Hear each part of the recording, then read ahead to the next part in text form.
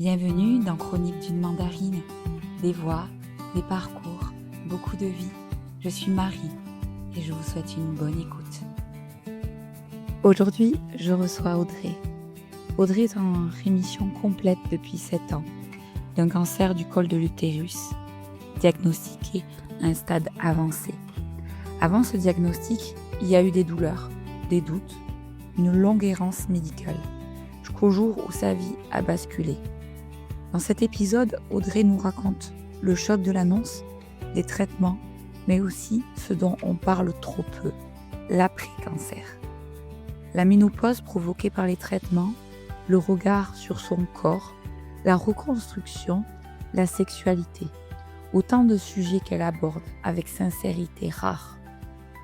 Elle nous explique également pourquoi elle a choisi de créer une page sur les réseaux sociaux pour accompagner les femmes, les hommes, dans la reconstruction après la maladie, en partageant son expérience, ses conseils et beaucoup d'espoir. Un témoignage authentique qui rappelle qu'après le cancer, il est possible de retrouver un chemin et parfois même d'aider d'autres personnes à retrouver le leur. Je vous souhaite une bonne écoute. Bonjour Audrey. Et bonjour Marie. Donc on va démarrer par avant la maladie, qui était Audrey. Avant la maladie, donc il y a 7 ans, plus de 7 ans maintenant, j'étais, jeune maman. Mes filles avaient, à peine 3 ans. J'étais prof de PS et j'étais mariée et puis je vivais une vie, voilà, je reprenais le sport tranquillement, suite à un accouchement gémellaire donc voilà, c'était C'était cool. oui, c'est cool. C'était cool. Donc ouais, c'était, donc l'accouchement, il s'est passé en 2016. Tu apprends la maladie en quelle, période? J'apprends la maladie en avril 2019, le OK. 3 pour être précise et je commence à avoir les premières douleurs suite, à la pose du stérilet en novembre 2016, donc assez rapidement après, Donc les la symptômes, grossesse. c'était les douleurs, au niveau, du ventre? Oui, au niveau pelvienne puisque c'est un cancer du col de l'utérus, stade avancé avec glandes lymphatiques, touchées et donc les douleurs démarrent, au niveau, pelvienne, et vaginal. D'accord, et quand est-ce que tu t'es dit, «Quelque chose va vraiment pas là, sur mes douleurs»? Alors il y a une espèce de force dans la famille et une espèce de fierté à porter cette force, en soi et en gros c'est, marche ou crève un peu la politique, donc en gros c'est le mantra c'est, tant que tu peux marcher et tant que tu peux te lever, tu te lèves et un jour, non, le corps, j'étais pliée en 2 et c'est mon mari qui m'a regardée qui m'a dit: «Mais là quand même, là, tu vas pas aller travailler» et j'ai regardé, j'ai dit: «Ben non, effectivement, voilà, faut peut-être aller consulter». Oui, c'est ça, et donc tu as consulté et qu'est-ce qu'ils t'ont dit en face? On va directement j'aime pas trop, le médecin me dit: «J'aime pas trop là où tu as mal, c'est pas classique, donc tu vas directement à l'hôpital». D'accord. Un petit coup de chaud quand même, petit coup de stress, des enfants en bas âge, donc comment on fait? Comment on s'organise? Et à l'hôpital, donc ils m'ont retiré le stérilet qui avait été posé en novembre, donc là on est en mars 2017, pour essayer de situer un peu, dans le temps et on m'enlève le stérilet, on me dit qu'effectivement c'est pas normal, heu, mais on trouve rien. On me garde, toute la nuit, je fais plusieurs examens, écho, IRM, scan, enfin, franchement ils me font passer la totale parce que quand même je suis pas du genre douillette, parce qu'avec le sport et tout, je suis sportive depuis l'enfance, on a un peu appris à dépasser la douleur, notamment dans la gym où voilà, on fait, par exemple des barres avec, les mains en sang et donc j'ai mal, mais quand je dis j'ai mal, quoi et du coup, je suis quand même assez prise au sérieux dans cette douleur, je trouve, mais ils trouvent rien. Il n'y a rien, Ouais, donc rentrez chez vous, voilà et sur la route, je vomis, enfin, il y a quand même des choses ma tante, elle me dit: «Mais attends, on y retourne?» Je dis: non, on a écarté le plus grave». C'est cette phrase qui un peu m'a marquée parce qu'à ce moment-là, on me dit: «On a écarté le plus grave, vous pouvez rentrer chez vous». Donc moi, je rentre en mars 2017 chez moi ouais. en n'ayant rien de grave. Donc tu as rien de grave, mais tu Aussi continues à correct. avoir mal?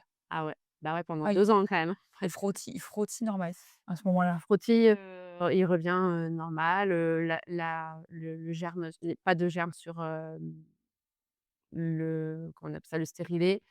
Donc tout revient, tout est OK quoi, bilan sanguin OK, il y a absolument aucun marqueur de quoi que ce soit, quoi. Que Et ça soit microbio, que ce soit, sanguin. oui, et donc bon, tu te dis: «Ça va, c'est bon, j'ai rien». Bah, je me dis, ouais, je me dis, peut-être que comme quand même j'ai un peu ce côté, j'ai mis un corps étranger dans mon corps. Est-ce que finalement j'ai pas un peu rejeté le truc et voilà, tout simplement et donc on va repasser sur une contraception. Faut pas oublier que tu viens d'avoir des jumelles, voilà, il y a un quotidien, un nouveau poste quand même puisqu'entre temps j'ai ma mute, donc je me dis: «Ouais, c'est bon, ben, on va reprendre les choses, au calme, on va poser et puis on verra bien». Ouais, OK. Donc pendant 2 ans, tu reconsultes des docteurs? Tu as re-mal? Alors, oui, heu,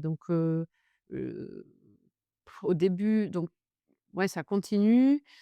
Je reviens en bref, pendant 2 ans, j'ai vu tout un tas de spécialistes. C'est une zone complexe, à peu près tous les 3 mois, enfin un traitement. On me donnait un traitement sans vraiment savoir, ce que j'avais. On se disait: «Bon, ben, on essaye ça et on verra si ça va mieux, quoi». Mmh. Donc moi, ça m'agaçait. Donc il y avait quand même ce côté, ça me mettait en colère d'avoir, des médicaments parce que j'avais cette croyance en plus que bon, les médicaments, j'aime pas trop ça, quoi. Ah, C'est je suis pas je trop comprends fan, bien. voilà. Donc un peu le rejet des médicaments et donc j'ai vu un spécialiste du nerf pudendal, donc c'est un nerf qui peut se coincer, de par, les grossesses, le sport et tout ça, donc lui, en gros, c'était pas lui. Après j'ai vu, j'ai pris, c'était en plein dans le boom d'endométriose, donc on s'est dit: «Ah bah, c'est de l'endométriose, donc on va lui donner, du Luthéran», enfin voilà, des médicaments, spécifiques. Ça n'a rien fait.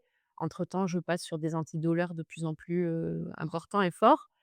Avec le stress que ça implique parce que du coup, «Ah mais c'est pas normal que tu aies encore mal». Moi je commençais à plus pouvoir faire du sport. J'avais l'impression que je perdais tout. J'avais l'impression que tout allait tomber. Donc après on a suspecté le plancher pelvien. En plus, je suis en tant que prof de PS, bah, j'ai connais mon corps, donc peut-être trop à ce moment-là. Mmh.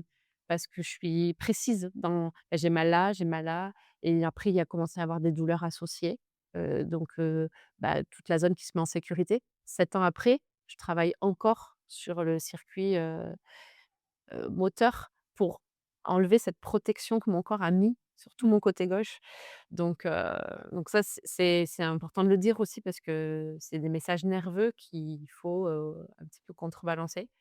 Donc tout ça, ouais, je me fais opérer, alors là, j'ai un espoir à un moment donné en 2018, heu, no octobre 2018, je me fais opérer, scléroser une varice pelvienne et les varices pelviennes sont censées être asymptomatiques. Et il me dit: «Ben, avec les douleurs que vous avez, je pensais que c'était un truc, hyper gros, mais aux images, c'est pas très gros», là, je commence à me dire: «Putain, aux images, c'est pas très gros» et en fait, il m'opère en ambu et il me dit une fois dessus, il me dit: «En fait, elle est énorme». Donc ça veut dire quoi? Ça veut dire qu'aux images, ils ont pas vu la grosseur de cette, varice et il me dit: «Il va falloir y revenir». Donc on y revient une deuxième fois et je lui dis: «Bon écoutez, vous avez quand même dit que c'était asymptomatique, donc je commence à j'ai un peu des doutes sur le fait Mmh. que ça puisse, soulager certaines douleurs, puis surtout ça explique pas mes douleurs vaginales. C'est-à-dire qu'une varice pelvienne, ça explique les douleurs pelviennes, Oui. mais pas forcément vaginales et ça, je le sais puisque de par mon vécu sportif, je sais que c'est enfin, c'est pas en lien, quoi et je lui dis: «Et si ça continue les douleurs, qu'est-ce que je fais?» Il m'a dit: «Passez un mois, si vous avez encore mal, c'est plus de mon ressort et vous revenez consulter parce que faut pas rester comme ça». Donc j'ai quand même un espoir, j'ai quand même moins de douleurs, mais j'ai des symptômes qui apparaissent. D'autres symptômes, des pertes, qui s'arrêtent pas. C'est vraiment dégueulasse, on va pas se mentir. C'est pas des règles en fait, autant les règles c'est beau. Aujourd'hui, j'aimerais vraiment faire passer ce message aussi sur le fait que, avoir ces règles, c'est quelque chose de naturel et d'important et aujourd'hui je suis ménopausée de par les traitements et j'aurais aimé pouvoir glorifier mes règles. Ouais. Ça aurait voulu pour moi, ça aurait voulu dire que j'étais en harmonie avec. ce qui me constitue mon cycle féminin et ce qui fait de moi une femme aujourd'hui. Mmh. Même si c'est pas suffisant, c'est pas que ça qui fait la femme, mais c'est quand même quelque chose que j'ai beaucoup rejeté. Et donc voilà, donc 1 mois après, les douleurs sont encore là avec, et voilà, des pertes, nauséabondes, des rapports sexuels impossibles, heu, ça devenu douloureux et traumatisant pour tous les 2. Hem, Parce que ça physiquement, ça fonctionne pas, mais le désir est là. C'est ça Mmh. qui est voilà, ça n'a pas un cancer n'enlève pas la libido, enfin, c'est 2 choses encore aussi différentes finalement.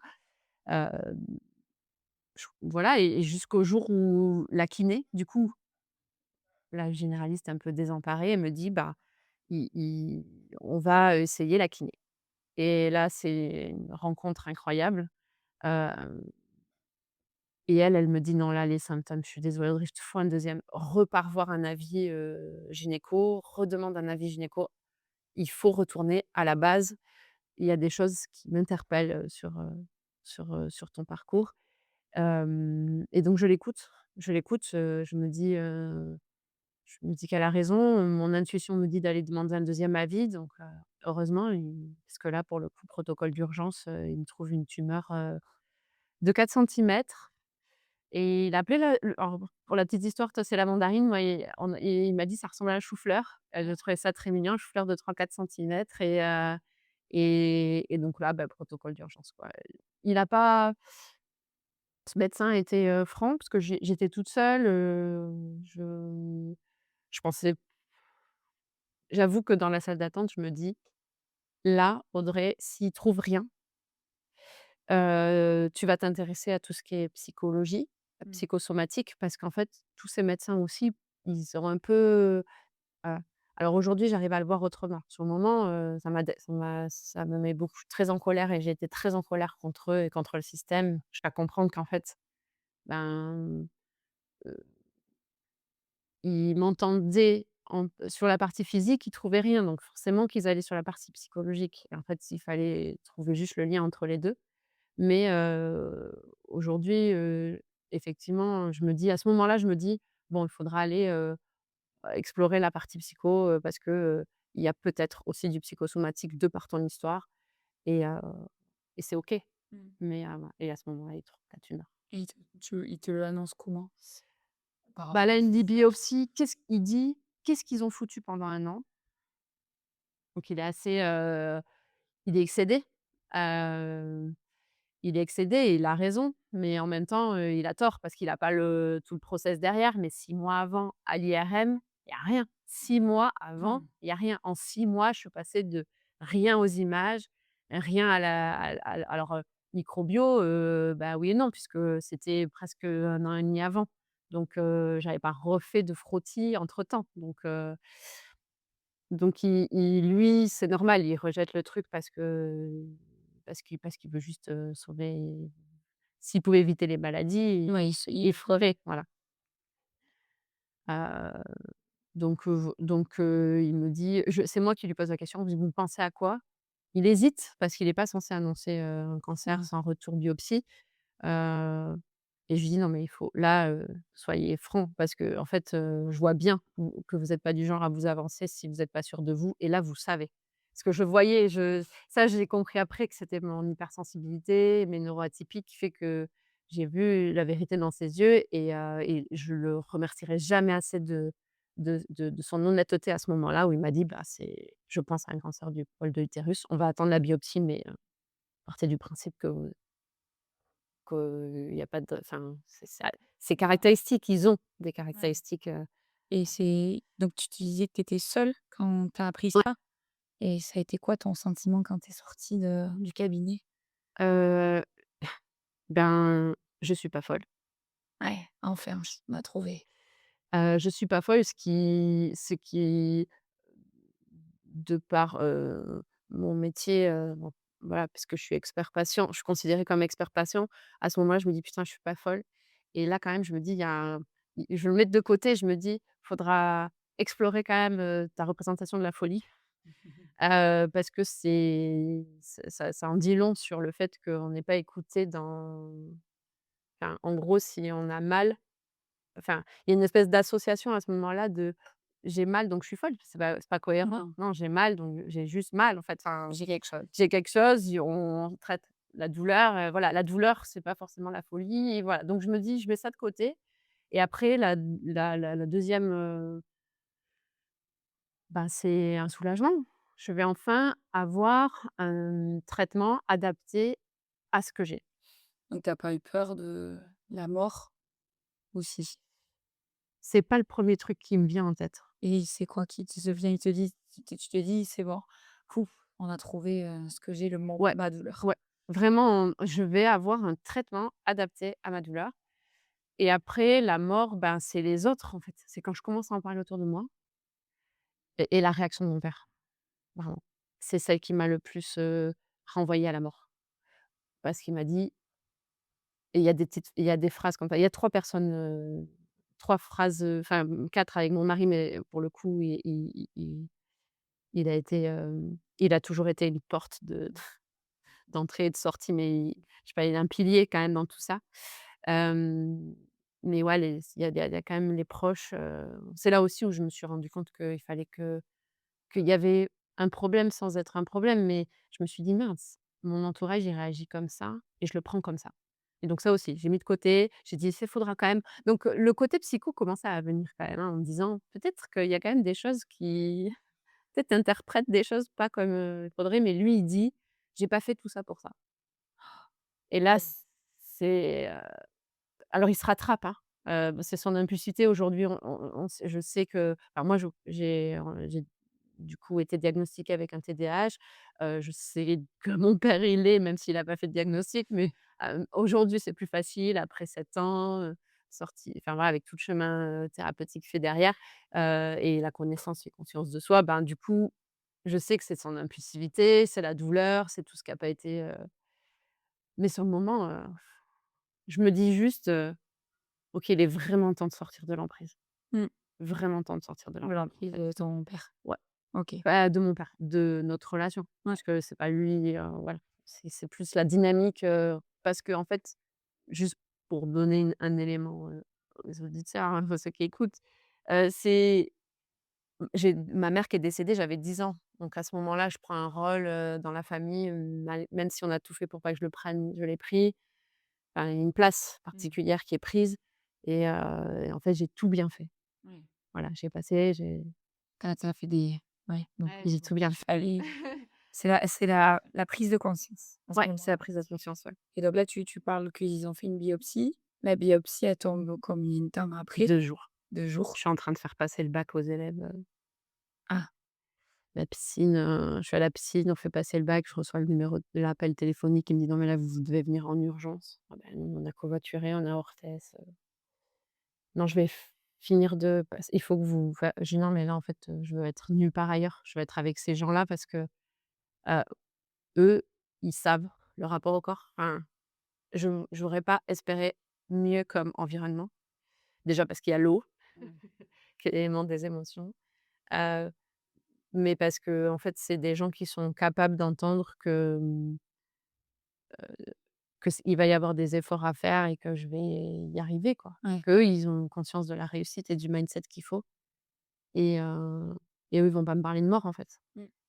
et c'est je Mmh. crois que c'est à ce moment-là que je me dis: «Eux, ils vont pas me parler». Parce que tu savais, après l'appel lors de l'appel que c'était la mort? La mort, le cancer? Bah, oui, lui, il me dit: «C'est un cancer». Heu, Ah, au téléphone? ouais. Waouh! Ah Ah oui, oui, oui, oui. violent. OK. Ben, il faut agir vite, Ouais. puisqu'en 6 mois, il y avait rien. Donc là, oui, oui, oui. Oui, puis et puis il me fallait enfin, c'est un médecin que j'aime pour ça, Ouais. moi, à ce moment-là aussi. C'est un médecin que j'ai choisi pour sa franchise, pour son honnêteté, parce que j'ai besoin de ça et j'ai besoin surtout de personnes aussi, hem, qui soient sûres d'eux. Même Mmh. s'ils doutent, je veux pas le voir. Il faut pas que je le vois. Ça fait partie aussi, hein, sur le parcours, médical derrière, ça a été très compliqué pour moi. Heu, D'être face à des spécialistes, experts, de pas avoir de réponse à mes questions ou de pas avoir des experts capables de me dire: «Je sais pas». Ça c'était: tu sais pas». Mais voilà, j'avais besoin de personnes Qui te disent tout. qui me disent, tout, ouais. Mmh mh. Donc je suis moi trop contente à ce moment-là qu'ils me le disent, ils me disent: vous tu pas seule?» «Non, non, je suis pas seule, je suis avec» «Tu avec qui?» «Bah, je suis avec des collègues et il y a pas meilleur endroit là et en plus je vais être occupée derrière donc C'était bon, ouais, c'était bon. ouais, c'était Et donc là, il te dit: «Bon, ben, on se revoit dans quelque temps pour chino, «Oui, radio». on se revoit, vous devez arriver de suite?» «Non». «Bon, bah, demain matin?» «Oui». Donc le lendemain, je suis dans son cabinet. Le 2 jours après, je suis en IRM, pour, bien localiser, voilà. 1 semaine après, je suis en enfin 5 jours après, je suis en PET scan. Waouh! Ah oui! Ah oui, oui, non mais enfin, là, c'était parti et 2 semaines après, j'étais à Toulouse et 3 semaines après, j'attaquais les traitements, ouais. 3 Et semaines, un du mois. coup, c'était quoi? C'était juste pour vérifier, Alors non, c'est la limite professionnelle du professionnel en face qui me dit: «Moi, 30 ans, tu es trop jeune, j'opère pas, tu aurais 50 balais, je te le ferai» et il me dit: «Non, toi, tu es trop jeune, soit tu pars à Toulouse, soit tu pars à Bordeaux, tu choisis, mais là, il te faut la pointe, quoi». Ouais, Là, il y a 2 enfants, tu as mis en il m'a suivi pendant ma grossesse, ouais. gémellaire et il me dit: «Non, non», il me dit: «Moi, prends aucun risque». Donc à ce moment-là, je suis dans le flou, mais je me dis: «Mais qu'est-ce qui va se passer? Qu'est-ce qu'ils vont faire? Comment c'est quoi le traitement?» Il me dit et lui, il me parle d'ablation. Là aussi, on passe dans des montagnes russes un peu, parce que du coup, un coup, il te dit ça, un coup, il dit ça, enfin et en fait, tant que c'est pas passé en commission, ça, c'est pareil pour les personnes qui sont en cours de ben, en fait, ils savent pas et c'est normal qu'ils savent pas et moi, je voudrais rassurer toutes ceux qui sont ou ceux qui sont en plein, découverte de leur cancer. Sachez qu'il y a pas ils ont des lignes directives, ils ont ce qu'on appelle des arbres pour aller, voilà, si ça répond A, ben, on va A, si ça répond B, on va B et donc ils ont des branches à suivre. Mais ils savent pas vraiment il y a pas un protocole pour un cancer. Il y a autant de protocoles que de cancers Mmh. et ça se décide en commission et ils peuvent pas aller plus vite, en fait et il faut pas qu'ils aillent vite. J'ai et ça, quand on nous, on a envie que ça aille vite parce qu'on est dans un sentiment d'urgence et c'est normal parce que c'est le mode survie qui s'active. Mais il faut qu'ils prennent ce temps-là. Parce qu'aujourd'hui, je suis contente qu'il ait pris parce que, s'ils avaient décidé de suite, ils auraient pu m'enlever l'utérus. Ouais. Or, ça aurait été avait eu des conséquences beaucoup plus impactantes sur ma vie d'après, que de le laisser et de me faire le traitement que j'ai eu, même si ce traitement-là, ben, il a d'autres conséquences, à choisir sur le long terme, ben, ça crée moins de déséquilibre, en fait et je crois que c'est pour ça que c'est bien qu'ils prennent leur temps. Donc là, Toulouse, tu es envoyée quand même à Toulouse ou pas Ouais. du tout? Ouais, donc Toulouse, Ouais, il moi, te je choisis Toulouse. Ouais, ouais, c'est Toulouse qui te dit tout ce que tu viens de ouais. m'expliquer. Bah, Toulouse pose des ouais, ouais, je pose des questions et eux, ils ont les réponses parce qu'ils font ça, plus souvent, quoi. Enfin, Donc là, il te dit: «Bon, ben, on l'enlève pas, on va mmh, traiter». mmh. Et traiter, donc tu es traitée donc chimio, radiothérapie? Ouais, chimio et rayons, concomitants. Donc c'est un protocole, qui est court mais intense, quoi. C'est 5 semaines. C'est une chimio, heu, une des plus petites chimios qu'ils appellent, même si le mot petite, il est voilà, mais n'empêche que, heu bon, moi, par exemple, j'ai pas perdu mes cheveux. J'ai perdu mes poils, j'ai pas perdu mes cheveux. Hem Enfin, je les ai perdus, mais pas au point de devenir, chauve, par exemple. Hem, bon, c'est toujours quand même impressionnant, hein, de voir sa masse de cheveux. Ma fille me disait: «Ah, on voit ton crâne», donc Ouais. il y a une perte, mais pas c'était pas assez long pour que, voilà, pour que je les perde, donc toute ce rapport, cette image, c'était pas visible, mais en même temps, c'était cohérent avec, ce que j'ai découvert après par rapport à moi. Mon cancer était invisible. Heu et il est resté invisible quelques petites enfin, Tu étais visible. ouais, Ouais. ouais. Mais même mes collègues ils m'ont dit: «Mais on t'a pas vu malade». Et oui, parce que quand tu me voyais, tu me voyais en forme, parce que je venais que quand j'étais capable. Mmh. D'ailleurs Oui. Et donc oui, donc tu étais pas malade parce que tu avais pas de cancer, parce que la vision de la personne qui a un cancer, c'est qu'elle est chauve, elle a plus de sourcils c'est exactement et ça, elle est, grabataire. exactement. Alors que non, tu peux avoir un cancer et personne peut soupçonner ce cancer et tu peux être sous traitement, Quand même. quand même. Et tu parlais de curithérapie. Qu'est-ce que ça veut dire? Un curithérapie qui a été faite donc je pense après? Ouais, Ça? oui, donc il y a 5 semaines, ce traitement-là et au bout de 5 semaines, il y a un IRM de contrôle. Donc ça aussi, petite anecdote quand même pour dire que la guérison peut aller, peut être rapide parce que je me revois après la première chimio, assise sur le lit d'hôpital et me dire: «Heu, Audrey, c'est pas compliqué, c'est comme un match de tennis de tennis».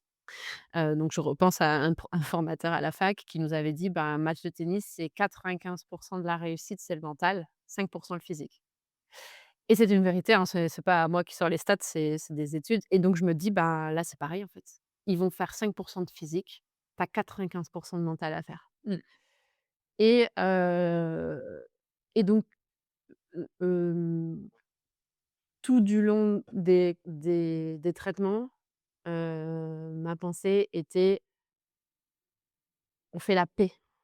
Là, il est temps de faire la paix avec ton corps parce que s'il est rentré en combat, c'est parce que tu n'es pas en paix. Donc plutôt que de combattre la maladie, j'ai préféré faire le choix de faire la paix avec mon corps. Je l'explique comme ça, c'est peut-être que la représentation du combat, c'est la mienne. Moi, mon combat, c'était de faire la paix avec mon corps. Hem et donc pendant tous les traitements, c'est ça et arrive cette IRM de contrôle et il y a plus rien. Ah bien. À tel point que la radio non pas radiothérapeute, si? Non, comment on appelle ça? Oncologue? Non, c'est Non. ceux qui pompent, qui les médecins radiologues, les radiologues. Elle sort et elle me dit: «Non mais» elle me dit: «Pourquoi vous venez?» Je dis: «Bah, parce que c'est mon IRM de contrôle, suite à un cancer du col» et elle me dit: «C'est pas possible». Ah oui. Je dis: «Bah, si, si». Elle me dit: «Non, non, vous avez les images du dernier contrôle?» «Oui, oui», enfin du dernier IRM, oui, oui, donc je lui sors le CD, parmi toute la panoplie, hein, bien sûr, Oui. puisqu'avec l'errance, on a des dossiers, longs comme, et elle ressort et elle me dit: «Ah bah oui, ah bah il y a plus rien». Elle me dit: «Ben» Oh. et donc elle m'annonce enfin c'est ça so enfin parce que moi j'étais en stress quoi, j'attends un Mmh. truc et donc là je pense que j'aurais pu éviter la dernière partie des traitements, mais à ce moment-là, on n'est pas vrai j'avais pas la sensation d'être actrice, de mon circuit, médical. C'est important parce que si j'avais su à l'époque qu'il fallait être acteur, peut-être que j'aurais pris le temps de réfléchir et de me dire: peut-être que je peux choisir de pas faire la suite du traitement du coup». Mmh. Mais, on fait tellement confiance aux médecins et c'est OK. Donc, heu, la curithérapie, c'est la dernière étape donc à Toulouse et la curithérapie, c'est une grosse machine qui envoie des rayons Mmh. pendant 20 minutes, toutes les heures. Ouais. Pendant entre 50 à 70 heures. Donc c'est une et tu es branché par le vagin, quoi. Donc c'est pas la partie, enfin moi ça a été une partie extrêmement traumatisante, très, très difficile. Vraiment très, très mal vécue. Mais ben, fallait en passer par là pour découvrir d'autres choses, peut-être plus subtiles et notamment plus de l'ordre des ressentis, il s'est passé des choses, pendant cette semaine d'hospitalisation, un silence avec moi-même et une grande, grande et profonde introspection Et de réflexion et de pour réflexion. l'avenir. Ouais. Et donc l'après, c'était plus difficile apparemment que les traitements, tu dis? Tu en parles? Tu m'en as parlé avant. Pourquoi? L'après? Parce que autant les médecins, ils prennent votre attention et ils l'amènent là et ils disent: «Il Mmh. faut regarder là». Autant l'après, c'est, ben, qu'est-ce qu'on fait, quoi? Qu'est-ce qu'on fait? Qui on est après ça? Hem Tout ce qu'ils guérissent d'un côté, il y a aussi, ben, des impacts sur des traitements de l'autre. Donc, bon, mais c'est bon, tu es malade, Mmh. tu es guéri, OK, mais tu es guéri, mais le quotidien, dans le Mais quotidien, c'est pas vrai, quoi. Il y a trop de séquelles, quand même. Donc, il faut se reconstruire, corporellement, il faut se reconstruire, dans l'effort, il faut se reconstruire sexuellement dans mon cas. Enfin, dans mon cas ou dans d'autres, je pense aussi, hein, mais, c'est notre rapport. C'est, dans le quotidien avec les enfants. Puis il faut qu'il y ait des choses qui changent. Il faut que ça change. Parce que si on en est arrivé là, il y a forcément des choses qui doivent changer. Ouais, Donc il y a tout un travail de deuil. de deuil d'avoir, Ouais. vécu ça. Et tu parles de ménopause à ce moment-là, qui arrive la ménopause, elle arrive à ce moment-là, à la fin du traitement? Ah oui, bilan hormonal, suite au traitement, il est à néant, quoi. Il y a plus de les ovaires ont été, irradiés, par les rayons, Mmh. donc il y a rien qui plus rien qui fonctionne, donc ménopause, ils appellent ça une ménopause induite.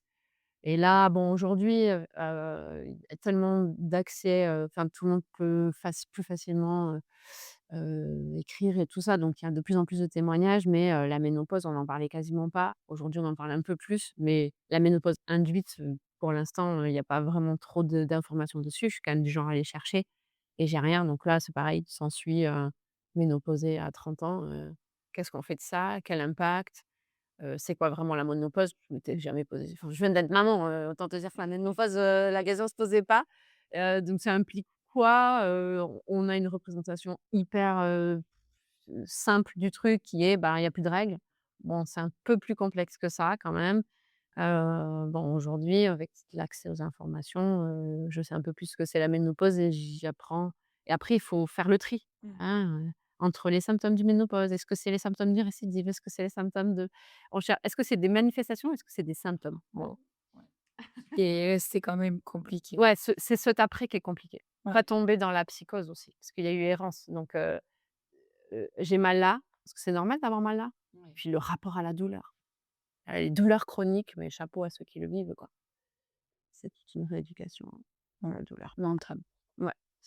Et tu parler d'espoir, mais aussi de son revers. Ouais. Pourquoi, c'est un sujet important pour toi, l'espoir et le revers? Ouais, parce qu'on parle beaucoup d'espoir, d'espérance, mais finalement quand on parle d'espoir, on parle de l'illusion de l'illusion d'un après et donc on est toujours en train de courir après sur l'avenir, en fait. On n'est pas vraiment dans l'instant présent. L'espoir, il nous éloigne de l'instant présent quelque part, puisqu'il nous fait imaginer un après qui sera mieux que ce qu'on vit là et donc c'est un peu le revers parce qu'en fait, c'était aussi ce qui m'a conduit, je pense, à un épuisement, une fatigue et peut-être, une partie de la maladie. Une partie, parce qu'on n'est pas responsable de sa maladie, mais plus de ce qu'on en fait et ce qu'on décide d'en faire et donc on dit: «L'espoir fait vivre». Non, moi, je crois qu'il faut vivre avant d'espérer, et donc ouais, moi, je pense c'est, tout tout un art de se dire de pas être dans l'espoir parce que ça nous éloigne du moment présent. Moi, je pense qu'il faut juste se dire: «OK, là, on est là, toi, moi, on respire». Ouais, faut Voilà et ça fait peut-être c'est de l'espoir d'une certaine façon, mais dans la minute, pas dans quelque chose que ça sera mieux après. Voilà. Ah, ça sera mieux après les traitements. Ah, après la chimio. Ah, après les rayons. Ah, après et du coup, on est dans l'après, on n'est pas vraiment dans le présent et je pense que si l'après a été aussi difficile, c'est parce que j'étais encore dans cet, état d'esprit de: «Une fois que ça sera fini» alors un peu comme: «Ce travail, il est fini, voilà, c'est bon». Non, c'est pas ça la vie. c'est pas comme Non. ça qu'il faut le vivre. Il y a un Profiter de chaque instant, ouais. c'est ça? Ouais. C'est ça le petit quoi. Savoure. Que j'ai le profit, c'est pareil, ça c'est plus un apprentissage du décès de ma maman. C'était après le décès de ma mère, je suis tombée dans une bolinie. J'avais pas fini ce que j'étais en train de faire, j'étais déjà en train de penser à qu'est-ce que j'allais faire après et le cancer, il m'a ramenée dans l'être. C'était plus dans le faire, c'est être à ce qu'on fait. C'est encore autre chose pour moi et non plus dans savourer l'instant, dans voilà, C'est ça. mâcher avant de manger la On va parler un peu des proches aujourd'hui, aujourd'hui non, pendant la période, donc tu t'en as parlé tout à l'heure un peu avec ton papa mais ton conjoint, comment il a vécu ce moment-là de ta vie? Bah, faut savoir il y a mon cancer et enfin, il y a, le cancer, enfin, sa femme et puis il y a son père qui déclenche un cancer. Alors je sais plus trop si c'est avant ou après, mais je sais que c'était très proche. Donc ben, un peu c'est là, on va faire avec, quoi. et lui, il est déjà dans le faire avec et c'est quelque chose dont j'ai beaucoup appris, c'est plutôt que de faire pour, on va faire avec et ça, c'est un petit peu la nuance qu'il est sur lequel, il m'a permis d'avancer, de cheminer. Il me dit: «Bah, on va faire avec». Voilà ouais, on a appris il a été présent et d'un soutien. La difficulté qu'on a rencontrée, c'est comment on sort de cette posture de soutien pour reprendre chacun sa place une fois que tout va mieux. Parce qu'il a fallu aussi à un moment donné sortir de cette posture de malade, avec un vrai besoin, un vrai aidant Mmh. et de aidant à, c'est bon, j'ai plus besoin d'aide dans le sens, médical du terme, quoi et ça, c'est aussi un petit Moment de souci. ouais. Tu m'as parlé tout à l'heure de on a eu un petit entretien avant qu'on s'enregistre, d'un e-book que tu as créé. Mmh. Donc tu peux en parler un petit peu de ce que c'est cet e-book? Et bien, c'est en fait, c'est, un corpus presque, de j'ai créé une page Facebook, partage de femme à femme du coup qui s'appelait comme ça au départ, où, je suis remontée dans mon passé, médical puisque j'étais à la sortie des traitements et j'écris, tous les jours ou tous les 2 jours un post sur un moment clé de mon parcours thérapeutique, enfin, quel que soit, enfin voilà, médical et la seule contrainte que je me fixe d'écriture, c'est, que je dois être capable de remercier autant les acteurs que l'événement, que enfin, en gros, d'être dans la résilience à ce moment-là et donc à la fin, un jour, j'ai décidé que c'était voilà, que j'avais écrit assez sur, ça et que j'avais envie de passer un peu à autre chose et donc j'ai repris tous les posts et j'ai créé un e-book, sur ça et et tu me donnes envie de le de le formaliser un peu plus du coup, mais Et tu as fait quoi, tu fais quoi en plus? Parce qu'Aurélie en a un petit peu parlé Ah. dans son témoignage. Merci Aurélie, de sa confiance et bah, je me du coup, bah, la suite du cancer, c'est poser la question du professionnel. Hem, j'ai pas réussi à repartir, complètement dans l'éducation nationale, de par, le rapport, à mes valeurs. En fait, je me suis rendu compte j'ai fait tout un travail sur mes valeurs, et c'était en dissonance et ça avait aussi contribué à un certain mal-être. Puis c'était surtout le rêve de mon père, d'être prof de PS. Même si j'ai aimé, enseigner, j'adore ça et j'aime transmettre, parce que je fais que parler, donc vous voyez bien que j'aime transmettre. Mais voilà, mais c'est vrai que c'était pas, une ambition, il s'était pas trop trompé dans la transmission, mais pas forcément sur ce plan-là et je me suis dit: «Mais moi j'ai toujours voulu entreprendre», je voulais créer un centre à l'époque, pluridisciplinaire pour aider, notamment, heu, les enfants en surpoids, parce que ma cousine l'était et que, bah, j'ai en plus, heu, je suis en plein deuil parce que ma cousine, qui est à l'origine un peu de mon axe professionnel, est décédée il y a 2 mois. Hem, Bah, je me suis dit: «Faut c'est le moment de le faire, de se mettre à son compte et de vraiment s'organiser», parce que moi j'avais une liberté d'organisation qui était importante pour moi. Et donc bah, je me suis mis à mon compte et je coach maintenant et le décès de ma cousine est venu bien appuyer sur le fait qu'il était enfin, c'est venu réaxer, hem, ma mission. Parce que parce que ce que je veux faire, c'est aider les gens, les neuroatypiques à prendre soin de leur santé et à se connaître. Enfin, pas forcément se connaître, mais au moins se reconnaître. Parce que souvent, ils se connaissent bien, mais ils sont pas forcément identifiables et sont un peu les invisibles et voilà. Et la difficulté de vivre tous les jours avec ça. Bah, TDAH. l'épuisement, ouais, ouais. L'épuisement que ça peut amener et cet épuisement enclenche des facteurs de stress qui voilà, qui sont une des sources, on sait aujourd'hui que le stress est un facteur qui favorise l'apparition des cancers, on le sait. Comme, la non-activité, le et l'alimentation, alors sans compter ce qu'il y a dans notre alimentation, mais voilà, Tout ça réuni. c'est tout ça réuni, ouais, ouais, le soleil, la base en tout cas et après Et donc comment tu vas? Comment va ton utérus? Alors on sait un petit peu, mais comment va ton corps maintenant? ben, très bien. Ouais. Ouais, ouais, ouais, franchement oui et je m'en amuse maintenant. C'est-à-dire que je m'en amuse, j'étais bien parce qu'en fait, aujourd'hui, j'ai ramené le corps à sa fonction première. Voilà, une main, ça sert à maintenant, ça sert à main tendue, ça sert à maintenir. Voilà, je suis revenue à la fonction première du corps et je me flagelle plus de voilà, la pensée est au cerveau, ce que la respiration est au poumon, ce que le battement est au cœur et en fait, ça c'est aujourd'hui, c'est important et donc quand le corps il est fatigué, je l'écoute. Quand il a envie de bouger, je lui donne ce qu'il a envie et en fait, c'est ça en premier parce que c'est notre véhicule quoi, sur terre. Il faut aimer son corps, Mmh. ça c'est sûr. On va, presque clore cet épisode.